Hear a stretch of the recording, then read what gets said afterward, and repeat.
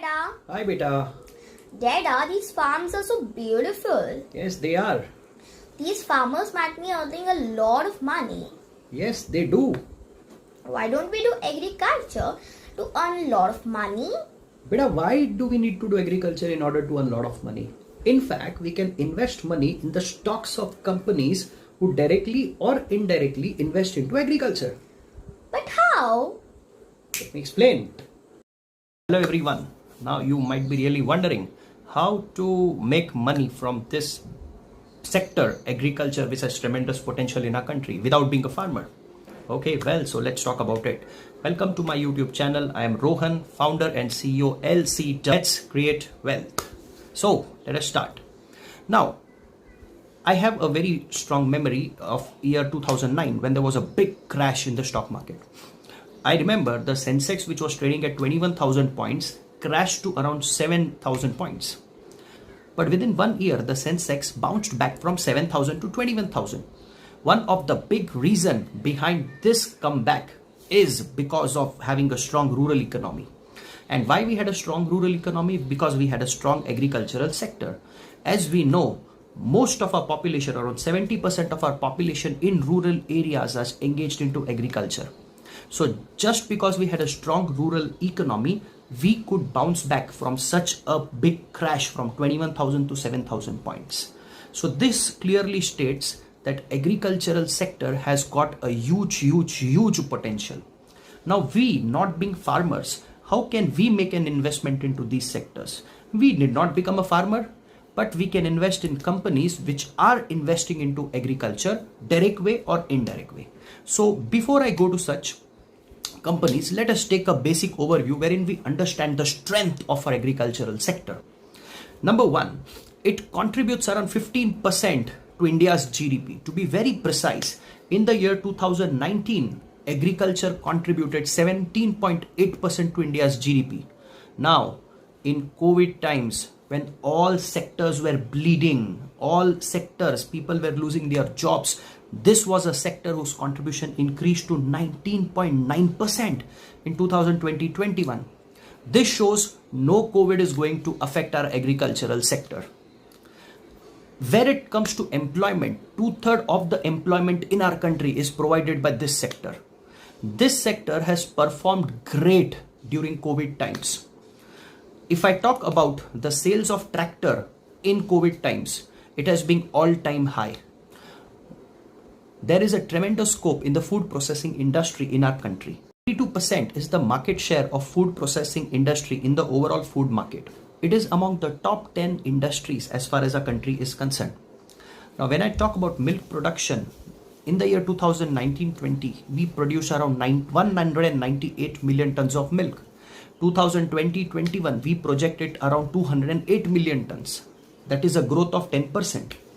Now, as far as exports are concerned, India is among the top 15 countries in the world when it comes to agricultural exports. The total value of agricultural goods that we export is around 35 billion US dollars.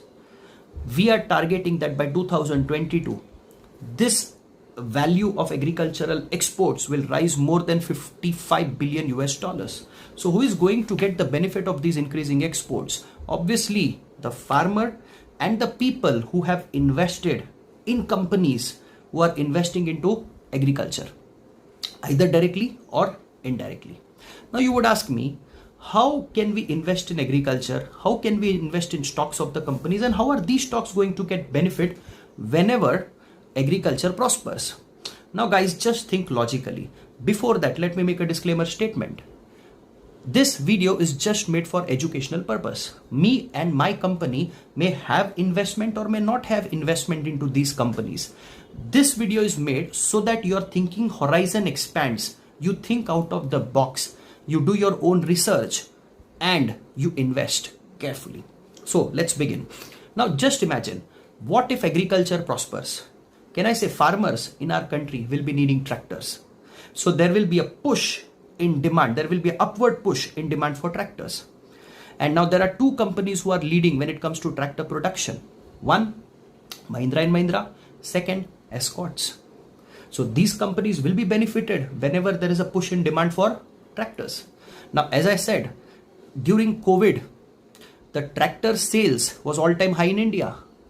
So no COVID is going to impact the tractor sector and the agricultural sector. Now, secondly, once farmer purchases tractor, he does plowing. Once plowing is done, he will require seeds.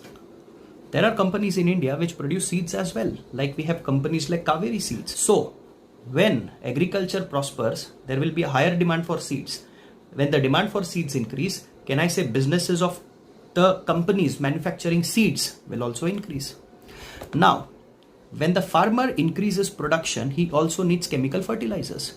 So in India, we have companies like Bharat Rasayan. We have companies like UPL. We have companies like Agrovet, Godrej Agrovet, who is into producing pesticides and agrochemicals. Then we have PI, we have Bayer Crop Science. These are the companies who are into producing pesticides, insecticides, fertilizers.